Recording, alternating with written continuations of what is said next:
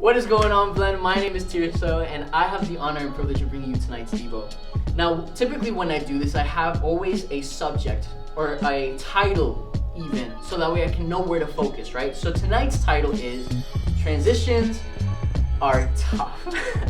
And so throughout 2020, we have seen how transitions and stuff can be tough. Even prior to this year, I'm pretty sure that all of us, you can ask anyone on the Blend leadership, that we all had to go through transitions in our lives.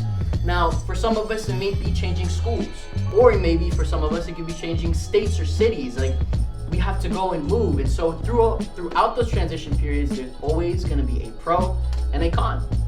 So the pros is, learn something new about yourself, a new skill set, right? Or another pro can be having that reflective time right after whatever the transition happens, saying where I am isn't where I used to be. And so every pro has a con. One of the cons of having these transitions is it's uncomfortably scary. Being put in a new situation, being uncomfortable and not knowing what to do, or actually having to face the unknown is very, very scary. And as well, you really wish that it was over, right? So we're gonna be going into the book of Luke, right? A little bit before we get actually into it, let me preface. So there was a demon-possessed man that was on the other side of the Sea of Galilee. God had told Jesus, yo, take your disciples, you're going to go over to the Sea of Galilee and you're going to save this demon-possessed man from himself. So we're going to be going into Luke chapter 8, verse 22 through 25. It says, one day he, meaning Jesus, and his disciples got in a boat. Let's cross the lake, he said, and off they went. It was smooth sailing and he fell asleep. A terrific storm came up suddenly on the lake. Now, two things really pop out at me whenever I read this verse. One, Jesus is a very heavy sleeper, just like Pastor Caleb. And two, that Jesus is human. So having to see that side of Jesus in these passages is always a really healthy thing for us to relate to him. We're going to keep on going here. It says, water poured in, and they were suddenly capsized. They woke Jesus saying, Master, Master, we're going to drown. Getting to his feet, he told the wind, silence, and the waves, quiet down. And they did it. The lake became smooth as glass. Then he said to his disciples, by the way, this is probably one of the most savage things that Jesus has told his disciples. He says, why can't you trust me? Now, can you imagine that you and your boy have gone, or girl, whoever's watching this, have gone through so much in your lives that whenever one thing slips up and you start to blame the other person, or you start to freak out because that other person is not there with you, they go up to you and they say, yo, we've gone through so much, why don't you trust me, right?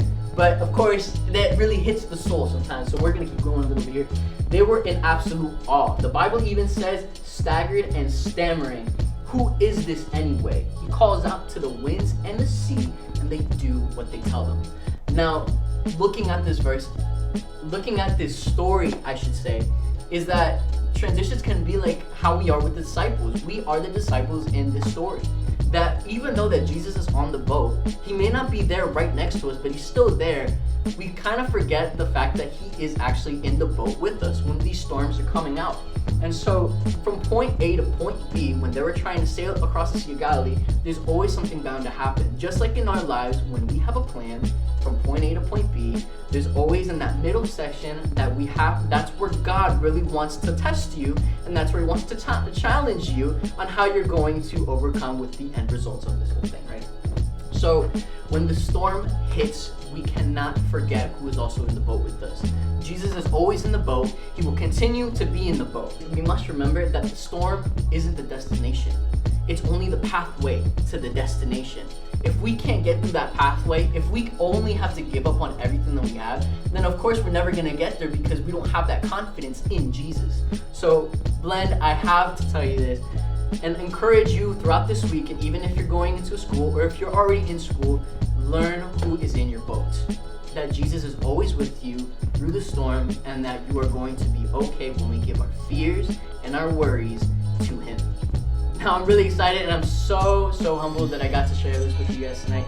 And I also want to remind you that September 2nd, we actually have... I'm pretty sure that there's drum roll sounds when we edit this, meaning me, because I have to do it. The blend is coming back, and we are super excited on September the 2nd. Our restart is going to happen. We really hope that we can see you there. But for now, keep following us on our social media. Like and share this video with your friends. And we can't wait to see you. If you have any questions or anything, please hit us up. And we cannot wait to see you on September the 2nd. Have a great night. Peace.